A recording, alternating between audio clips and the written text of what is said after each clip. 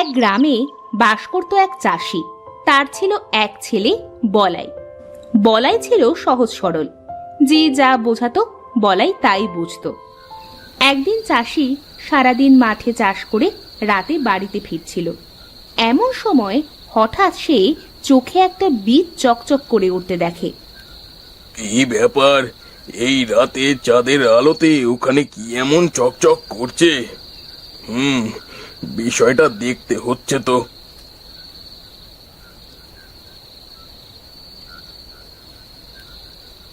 এত ছোট একটা জিনিস কিন্তু সোনার মতো চকচক করছে। দেখে তো মনে হচ্ছে এটা কোনো গাছের বীজ হবে হয়তো। যাই, এটা নিয়ে বাড়িতে যাই।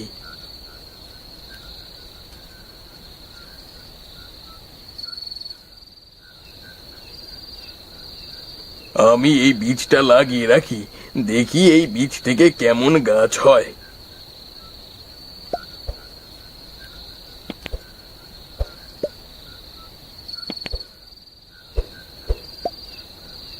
কে ওখানে? এইভাবে কে মাটি কোপাচ্ছে? ও তুমি? আমি ভাবলাম কে না কে। তা এখানে কি করছো? ও কিছু না, এই টমেটোর বীজ লাগালাম একটা। কি? টমেটোর বীজ? তাই অসময় টমেটোর বীজ কোথায় পেলে শুনি? তা পেয়েছি, চলো, খুব ক্ষুধা লেগেছে, কিছু খাইতে দাও তো। হ্যাঁ চলো, তুমি বসো, আমি তোমার জন্য খাবার নিয়ে আসছি। বলাই খেয়েছে? হ্যাঁ, ও খেয়ে ঘুমিয়ে পড়েছে।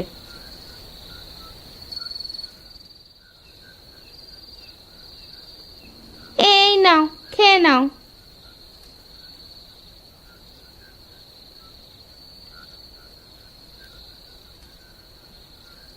বাবা, তুমি এসেছো? হ্যাঁ রে বাবা, কিছু বলবি?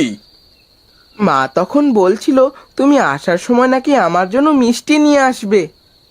আমি তো বাজারে যাইনি বাবা, কাল নিয়ে আসবো। এখন তুমি ঘুমাও, যাও। ঠিক আছে বাবা। পরের দিন সকালে গোপাল ঘর থেকে বের হয়ে এসে দেখে বীজ লাগানোর জায়গায় একটা ছোট গাছ বের হয়েছে। যা ভেবেছিলাম তাই, এটা কোনো ফলের বীজ। এখন দেখার বিষয়। যাই, আমি মাঠে যাই। বউ, বউ, আমার কোদালটা একটু নিয়ে আসো তো। তিশা ঘর থেকে কোদালটা নিয়ে বাইরে বেরিয়ে আসে। এই নাও তোমার কোদাল। শোনো বউ, এই গাছটার দিকে খেয়াল রেখো, যেন এই গাছটা কেউ তুলে না ফেলে। আচ্ছা, তুমি চিন্তা করো না, যাও। গোপাল মাঠে চলে যায়। তিশা গাছটার কাছে বসে বলে, এই গাছটা দেখতে এমন অদ্ভুত লাগছে কেন? দেখতে কেমন যেন টমেটোর গাছের মতো লাগছে। এমন সময় সেখানে বলাই আসে। মা, ও মা, এখানে তুমি কি করছো? কি আর করব, তোর বাবার গাছ পাহারা দিচ্ছি। শোন, তুই এই গাছটা সারাদিন পাহারা দিবি। দেখবি এই গাছটাকে যেন কিছুতে না খেয়ে যায়। খেয়ে গেলে তোর বাবা বকা দিবে। আমি গেলাম। তিশা এই বলে সেখান থেকে চলে যায়। বলাই গাছটার কাছে বসে থাকে। এইদিকে গোপাল মাঠে জমিতে কাজ করছিল। এমন সময় সেখানে নিতাই আসে। ও গোপাল দাদা, তা সকাল সকাল মাঠে চলে এসেছো দেখছি। তা আসলাম, কাজ তো করতে হবে। তা ঠিক, কাজ না করলে খাবে কি? তাই জমিটা চাষ করতে কত টাকা ঠিক করেছো? 10 টাকা দাদা। তা বেশ, তাহলে থাকো, আমিও যাই গো, আমারও অনেক কাজ আছে। এই বলে নিতাই চলে যায়। গোপাল সারাদিন মাঠে কাজ করে সন্ধ্যের সময় বাড়িতে ফিরে যায়, আর গিয়ে দেখে বলাই গাছটার পাশে বসে আছে। এই কি, গাছটা কত বড় হয়ে গেছে! আর বাবা বলাই, তুই এখানে বসে আছিস যে?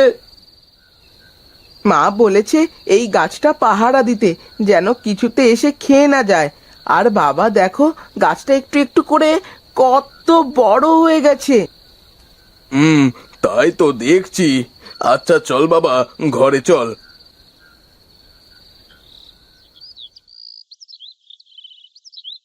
পরের দিন সকালে গোপাল ঘুম থেকে উঠে এসে দেখে একটা সোনালী টমেটো ধরেছে। এ কি দেখছি আমি, এ তো সোনালি টমেটো। বউ, বউ দেখে যাও, দেখে যাও। ও মা গো, এ কি দেখছি আমি, এ তো সোনার টমেটো ধরেছে। হ্যাঁ গো হ্যাঁ। যাক, এবার আর তোমার অন্যের বাড়িতে কাজ করে সংসার চালাতে হবে না। শোনো না, একটা কাজ করো, তুমি এই সোনার টমেটোটা বিক্রি করে আসো, আর আজ অনেক কিছু বাজার করে নিয়ে আসবে। হ্যাঁ গো হ্যাঁ, আর দেখো গাছের নিচে কত চারা গাছ হয়েছে। বাজার থেকে এসে আমি আমার উঠানে সোনালি টমেটো চাষ করব। তা করিও, এখন বাজারে যাও। গোপাল সোনার টমেটো নিয়ে বাজারে যায়।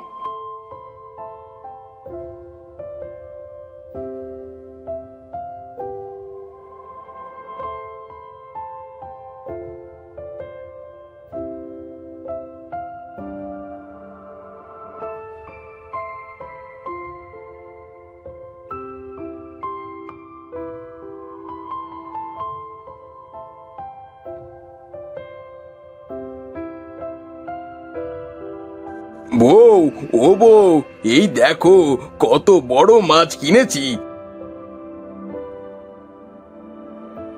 অনেক সুন্দর তো মাছটা, দাও দাও। ধরো মাছটা ধরো, আর এই নাও টাকাগুলো ধরো। তিশা মাছ নিয়ে ঘরে চলে যায়।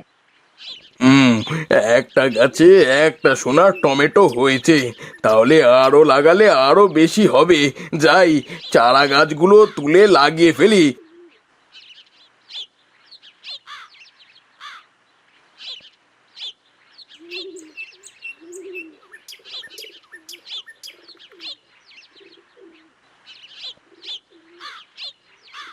বাবা, ও বাবা, আমিও লাগাবো। তুই লাগাবি বাবা? আচ্ছা ঠিক আছে, লাগা তাহলে।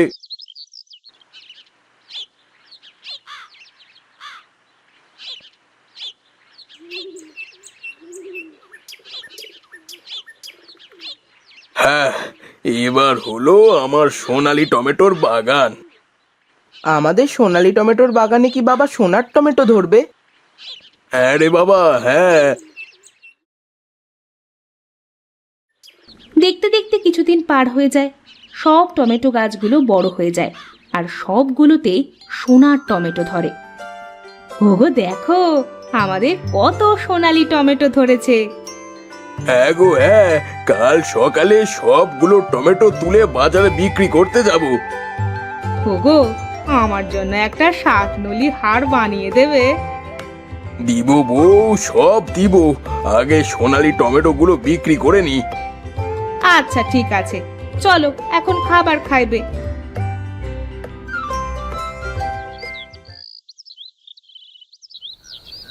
সেদিন রাতে গোপালের সোনালী টমেটো বাগান চাঁদের আলো পড়ায় চকচক করে ওঠে। এই দৃশ্য লালু চোরের চোখে পড়ে।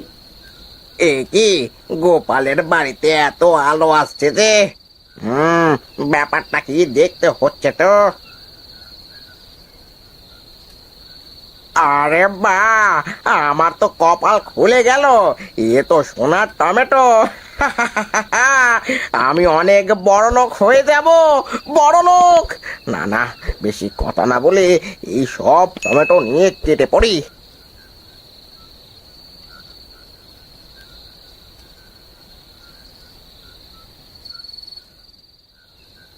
লালু গাছের সব টমেটো একটা বস্তার মধ্যে তুলে নেয়, তারপর সেখান থেকে চলে যায়।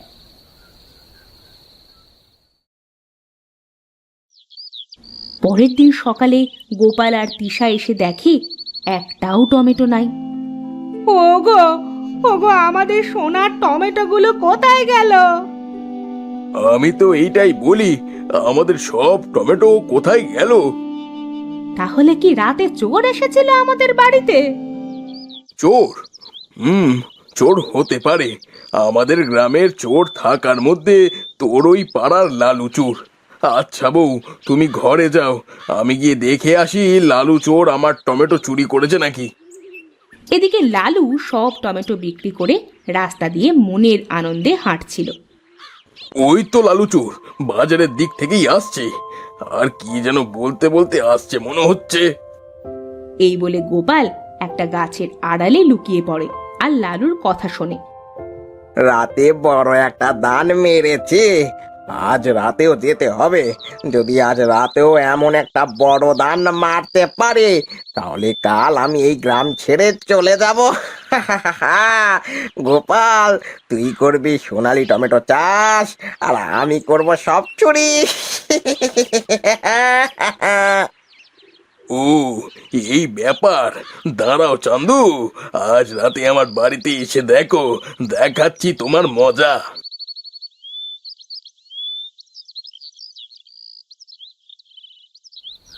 সেদিন রাতে লালু আবার আসে গোপালের বাড়িতে। তারপর যেই টমেটো তুলতে যায়, এমন সময় একটা কণ্ঠস্বর ভেসে আসে। আজ যে তোর রক্ত খাবো আমরা।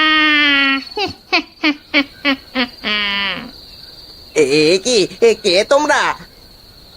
এই লালু, লালু, কি রে, আজ ও টমেটো চুরি করতে এসেছিস? ধর ধর ছোকরাকে, আর তাজা রক্ত খা। না না, আমাকে তোমরা খেও না। আমি আর কোনোদিন এই টমেটো চুরি করতে আসবো না। এই টমেটো কেন, আর কোনোদিন চুরি করব না। মাফ করে দাও। এই কথা মনে থাকবে তো, যদি চুরি করতে যাস তাহলে কিন্তু তোর রক্ত চুষে খেয়ে নিব। যা, পালা এখান থেকে। লালু দৌড়ে সেখান থেকে পালিয়ে যায়। এমন সময় গোপাল আর তিশা টমেটো গাছের মধ্যে থেকে উঠে বলে,